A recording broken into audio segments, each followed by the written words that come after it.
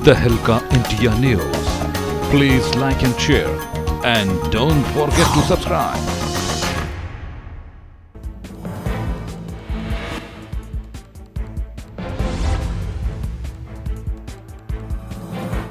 नमस्कार, स्वागत है आप सभी का तहलका इंडिया न्यूज में। मैं हूं योगेश तस्मान और आप देख रहे हैं खबर उत्तराखंड। चलिए शुरू करते हैं खबरों के सिलसिले को। सबसे पहले है खबर खटीमा से, जहां किसान बेहद परेशान है। जी हां, सरकारी गोदाम से आपको बता दें कि प्राइवेट राइस मिलों में पड़ा सरकार का 3 लाख क्विंटल चावल है।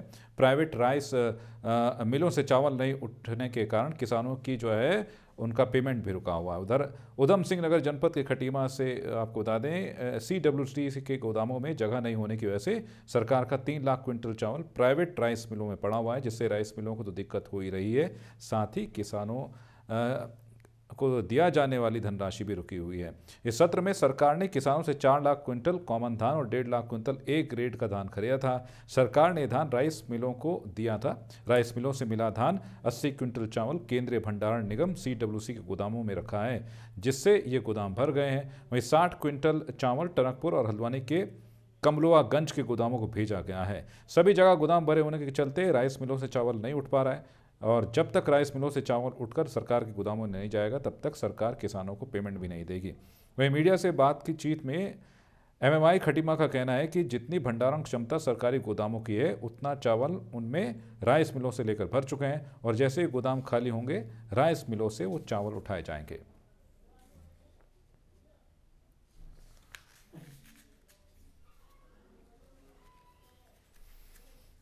खबर देहरादून से है, जहां आपको याद है कि 11 kV हाई टेंशन लाइन की चपेट में रुद्रप्रयाग की 12 वर्षीय किशोरी का इलाज एक निजी अस्पताल में चल रहा है। आपको याद है कि घर की छत के ऊपर से गुजरने वाली हाई टेंशन तार की चपेट में आकर बुरी तरह से एक बच्ची झुलस गई थी।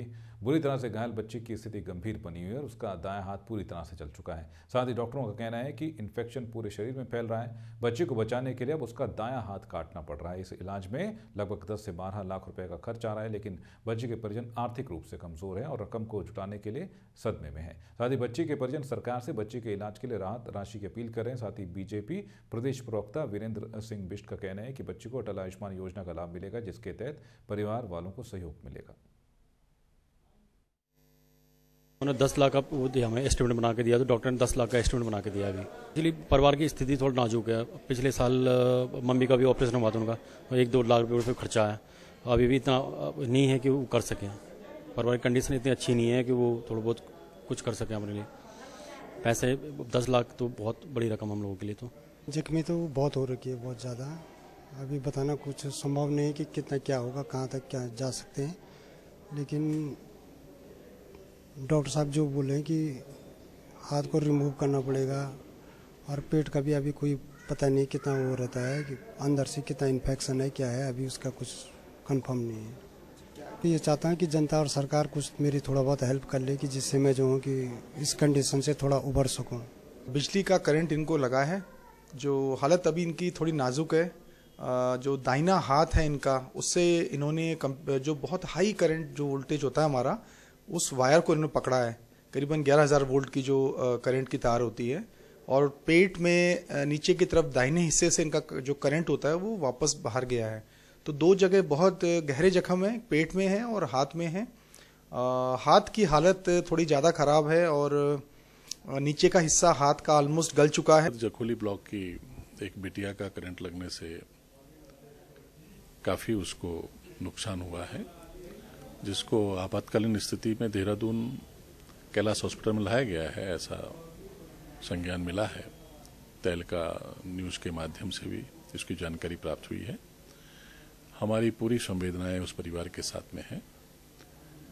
आयुष्मान जो अटल योजना है उत्तराखंड की, अटल आयुष्मान योजना, उससे भी उस बिटिया को लाभ। और उत्तराखंड राज्य बनने के बाद से जमीन फरोख्त के काम में जुटे भू माफिया हरे भरे पेड़ों को काटकर कंक्रीट के जंगल तब्दील करने के काम में जुटे हुए हैं। वहीं मामले से जुड़े वन विभाग और उद्यान विभाग के अधिकारी एक दूसरे के विभाग से जुड़ा मामला बताकर अपने आप को बचाने की कोशिश में जुटे हुए हैं। मामला उत्तराखंड के सेलाकोई का है, जहाँ के हरिपुर खेरी गाँव में आम के हरे भरे बाग को काटा जा रहा है।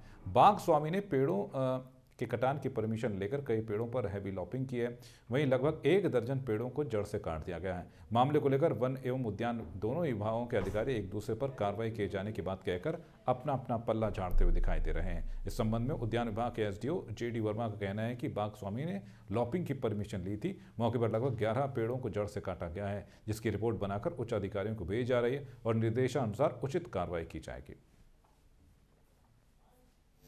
तो हमारे पास उनका पहले आवेदन आया था जिम्मेदार कराने के लिए, हार्ड लॉपिंग करने के लिए, जिसमें जो है हमें उच्च अधिकारी की ओर से 20 पौधों की अनुमति मिली थी और जिसमें से उन्होंने 20 में से 11 पेड़ जो है पूर्ण काट तरह से क्षतिग्रस्त किए हैं, जिसके लिए उच्च अधिकारी की महोदय से अनुमति के लिए लेटर लिख दिया है। जो कार्रवाई उचित होगी उसका आधार पर कार्रवाई की जाएगी। हमने उच्च अधिकारी से परमिशन लेने के बाद ही उसमें और रुद्रप्रयाग के विकासखंड जखोली के सेलगढ़ महोत्सव में समापन मौके पर पहली बार किसी मंत्री के आने से लोगों को क्षेत्र में डिग्री कॉलेज की मांग पूरी होने की उम्मीद थी, लेकिन उच्च शिक्षा, सहकारिता और दुग्ध विकास मंत्री धन सिंह रावत ने कोऑपरेटिव के चुनाव चलने के चलते और कोऑपरेटिव मंत्री होने के नाते कोई भी घोषणा नहीं की और 18 जनवरी को मुख्यमंत्री का आगमन पर डिग्री कॉलेज की मांग पूरी करने की बात कही, जिस पर क्षेत्र के लोगों को अफसोस हुआ और मांग पूरी होने की उम्मीद टूटी। उन्होंने स्वयं कहा है कि जो जनता की इच्छा है उसको पूरा किया जाएगा और यही वजह थी कि आज उनसे सिर्फ एक सूत्रीय मांग रखी गई थी और मुझे पूरा यकीन है कि वो पूरी होगी। 18 तारीख को माननीय मुख्यमंत्री जी आएंगे। और केंद्र सरकार के अटल आयुष्मान भारत का खटीमा के सरकारी अस्पताल में विधायक पुष्कर धामी ने आपको बता दें कि योजना के कार्ड बांटकर शुभारंभ किया। सरकारी चिकित्सालय में सरकार की इस योजना के बारे में लोगों को बताया। अटल आयुष्मान भारत योजना के कार्ड वितरण कर जहां कई लोगों को विधायक पुष्कर धामी ने इस योजना का लाभ दिया, वहीं सभी लोगों को अधिक से अधिक इस योजना से जुड़ने के लिए इसके कार्ड बनवाने की भी विधायक धामी ने अपील की। विधायक धामी ने पत्रकारों से रूबरू होते हुए कहा कि स्वास्थ्य के क्षेत्र में विश्व की सबसे बड़ी योजना को बीजेपी सरकार भारत में लागू किया गया है, जिसमें हर नागरिक को 5 लाख तक का फ्री इलाज सरकार मुहैया कराएगी। उत्तराखंड में भी हर कोई इसका फायदा ले पाएगा।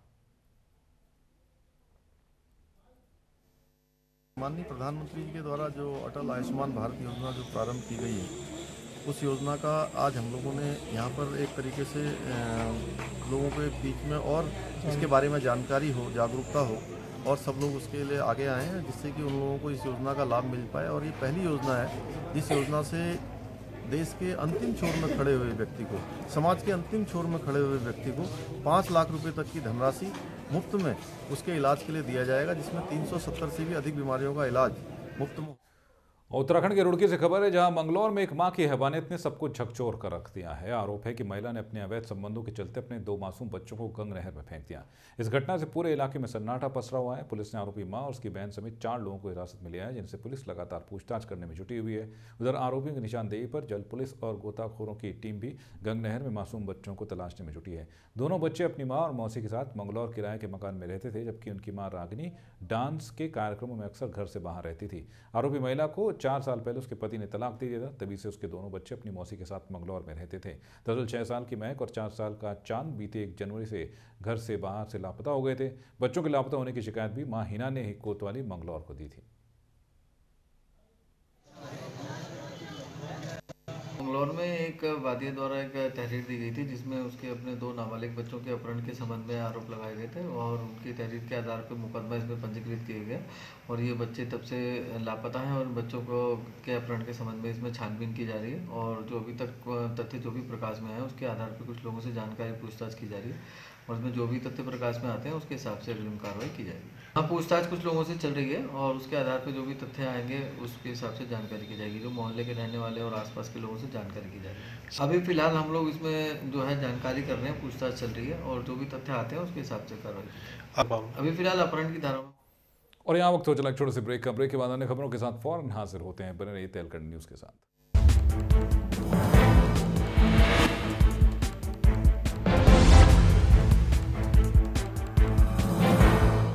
ब्रेक के बाद आपका एक बार फिर से स्वागत है। चलिए शुरू करेंगे खबरों के सिलसिले को। बात करेंगे अब सर्दी के सितम की। जी हाँ, प्रदेश में इस वक्त ठंड का प्रकोप छाया हुआ है और ठंड के इस प्रकोप से आम आदमी, पशु पक्षी नहीं, भगवान भी अछूते नहीं हैं। जनवरी महीने में शुरू होते ही पड़ रही कड़ाके की ठंड के चलते मंदिरों में भगवान की मूर्तियों को पुजारियों ने ऊनी कपड़े पहनाए हैं। खटीमा शहर के सभी मंदिरों में पुजारी ने भगवानों को मूर्तियों को ऊनी वस्त्र पहना दिए हैं। हनुमान मंदिर के पुजारी अखिलेश मिश्रा ने मीडिया को बताया है कि ठंड की शुरुआत होते ही मंदिर में भगवान की मूर्तियों को ऊनी वस्त्र पहनाए गए हैं, क्योंकि भगवान की मूर्ति को जब मंदिर में स्थापित किया जाता है तो मूर्ति में प्राण प्रतिष्ठा की जाती है। मान्यता है कि जिस दिन मूर्ति में प्राण प्रतिष्ठा की जाती है उस दिन से मूर्ति में भी प्राण आ जाते हैं। मूर्ति को भी आम इंसान की तरह भूख प्यास और सर्दी गर्मी लगेगी, इसलिए भगवान की मूर्ति को भोग लगाया जाता है और सर्दी शुरू होते ही सर्दी के कपड़े पहनाए जाते हैं।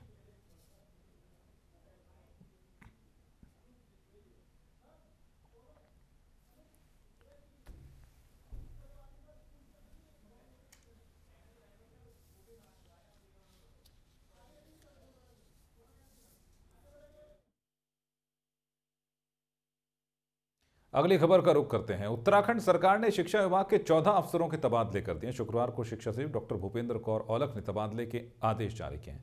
रामकृष्ण उनियाल एडी कुमाऊं माध्यमिक शिक्षा बनाए गए हैं। वहीं शिक्षा निदेशालय में अपर निदेशक के पद पर तैनात निदेशक एसबी जोशी को मुख्य शिक्षा अधिकारी से विभाग अध्यक्ष सीमेट आर के उनियाल को अपर निदेशक मुख्यालय से अपर निदेशक कुमाऊं, सीमेट की विभाग अध्यक्ष आशा पैनुली को देहरादून का सीईओ और मुकुल सती को प्राचार्य भीमताल बनाया गया है।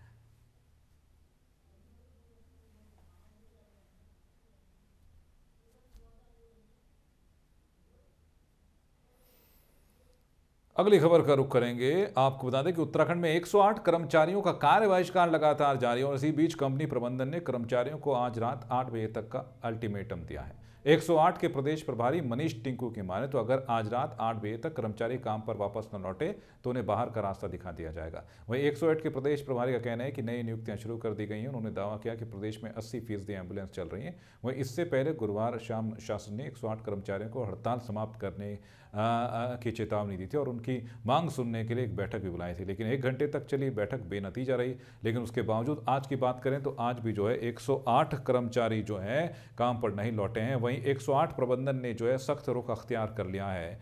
वहीं आपको बता दें कि लगातार इस पूरे मामले को लेकर जो है जनता है उसे इसका नतीजा भुगतना पड़ रहा है, क्योंकि खासकर अगर बात करें सीमांत गांवों की, सीमांत इलाकों की गांवों की, तो 108 जीवन दायिनी की तरह है। और ज़्यादा जानकारी के साथ हमारे संवाददाता विशाल गर्ग हमारे साथ जुड़ गए। विशाल, जिस तरीके से 108 कर्मचारियों की हड़ताल चल रही है इस वक्त और जो है लगातार 108 प्रबंधन की तरफ से बात भी कही जा रही है, सख्त रवैया अपनाया गया था कि अगर आप काम पर नहीं लौटे तो जो है आपको जो है बर्खास्त कर दिया जाएगा, लेकिन उसके बावजूद लगातार हड़ताल लंबी खींचती जा रही है। जबकि अब एक नया अल्टीमेटम 108 प्रबंधन द्वारा दिया गया है कर्मचारियों को आज रात 8 बजे तक का। जी, एक बार फिर आपको बता दें कि 108 कर्मचारियों की हड़ताल लगातार जारी है और जिसका खास असर आपको बता दें कि इस वक्त सीमांत इलाकों में पड़ता हुआ दिखाई दे रहा है। आपको बता दें कि कंपनी प्रबंधन ने लगातार जो है कर्मचारियों से बात करने की कोशिश की है। वहीं कर्मचारी अपनी मांग पर जो है अड़े हुए हैं। उनका ये मांग है कि जिस तरीके से वेतन को लेकर जो है लगातार उन्हें देरी झेलनी पड़ती है, उस देरी को दूर किया जाए। उसके साथ ही साथ उन्होंने 7 सूत्रीय मांगों को लेकर ज्ञापन भी दिया है। उनकी 7 सूत्रीय मांगे हैं जिनको पूरा करने का लगातार जो है दबाव बना रहे हैं 108 प्रबंधन पर, शासन प्रशासन पर, लेकिन उसके बावजूद जो है उनकी मांग पूरी नहीं हो रही है। वही 108 प्रबंधन ने भी इस पूरे मामले पर जो है सख्त रुख अख्तियार कर लिया और आपको बता दें कि रात 8 बजे तक जो है काम पर लौटने का उन्हें अल्टीमेटम दिया गया है। और अगर रात 8 बजे तक कोई भी कर्मचारी काम पर नहीं लौटता है तो उसके बाद जो है उसको पूरे मामले पर जो है उनको बर्खास्त कर दिया जाएगा। एक बार फिर आपको बता दें कि 108 जीवन दायिनी और खुशियों की सवारी के तमाम कर्मचारी जो इस वक्त जो हैं आपको बता दें कि जो है हड़ताल पर चल रहे हैं। कई मांगे हैं उनकी और वो कई मांगे जो है बहुत वर्षों पुरानी है। उनका यही कहना है कि हमारी मांगे बहुत पुरानी है, लेकिन उसके बावजूद जो है इस पर किसी तरह का कोई ध्यान नहीं दिया जा रहा है। वहीं जो 108 प्रबंधन भी जो है अब जो है सख्त रवैया दिखाने पर अड़ा हुआ है और जो है 108 प्रबंधन ने अब जो है रात 8 बजे तक का अल्टीमेटम दिया है और अगर रात 8 बजे तक कोई भी कर्मचारी अगर काम पर नहीं पहुंचता है तो उसको जो है बर्खास्त कर दिया जाएगा, उनकी जगह पर जो है नई भर्तियां की जाएंगी। अगली खबर का रुख करेंगे। अगली खबर है लक्सर से, जहां उस वक्त बवाल हो गया जब गांव में शौचालयों की जांच करने आई स्वजल परियोजना की टीम ने मामले के शिकायतकर्ता विजय उपाध्याय को मौके पर बुला लिया। विजय उपाध्याय ने शौचालयों के निर्माण में प्रधान और पंचायत कर्मियों द्वारा भारी गोलमाल किए जाने के आरोप लगाए, जिस पर प्रधान और उनके परिवार के लोग भड़क गए। आरोपी के प्रधान और परिवार के लोगों ने उपाध्याय से पहले अभद्रता की और उसके बाद उनकी पिटाई शुरू कर दी। बताया जा रहा है कि आरोपियों ने आरटीआई कार्यकर्ता को दौड़ा दौड़ा कर पीटा है। इस दौरान उपाध्याय अपनी जान बचाने के लिए भागकर एक आंगनबाड़ी केंद्र में घुस गए, लेकिन वहां भी लोगों ने उन्हें पकड़ लिया और फिर उनकी पिटाई शुरू कर दी। इस दौरान आंगनबाड़ी कार्यकर्ती पारुल देवी ने इनका विरोध किया तो आरोप है कि इन लोगों ने उनके साथ भी हाथापाई की है। इसी बीच सूचना पाकर पुलिस भी मौके पर पहुंच गई। पुलिस ने प्रधान मुनीश और विजय उपाध्याय सहित 7 लोगों को हिरासत में ले लिया और मामले की जांच शुरू कर दी है। खानपुर से आंगनबाड़ी कार्यकर्ती पारुल बोल रही हूँ। हम लोग जो है अपने केंद्र पर बैठे आंगनबाड़ी बच्चों को पढ़ा रहे थे, उनके लिए खाना बनाया हुआ था। तो वहाँ से हमारे तो गांव के विजय कुमार जी हैं, वे खड़े थे बाहर। तो हमारे गांव के जो प्रधान जी उनके 4-5 आदमी आकर उन्हें छेदने लगे। वे छेदते हम भी उनके आगे बचाव करने लगे, तो आते आते हुए बच्चों के ऊपर गिरने लगे। हमने उनको धक्का देकर थोड़ा बाहर काटा, तो जो विजय कुमार जी थे वो मेरे घर के अंदर घुस गए और अंदर से गेट का कुंडा लगा दिया। मैं उनको अपने जो मेरे केंद्र के बच्चे थे मैं उन्हें सबको लेकर एक दूसरे कमरे में चली गई और वहाँ जाकर टहलने की मेरा प्रधान जी रुको, मैं उनसे घर से बाहर निकाल रही हूँ, आप तसल्ली रखो। तो खबर उत्तराखंड के इस बुलेटिन में अभी के लिए बस इतना है और खबरों की जानकारी के लॉग ऑन कीजिए हमारी वेबसाइट tehlka-india.com पर। फिलहाल दीजिए इजाजत।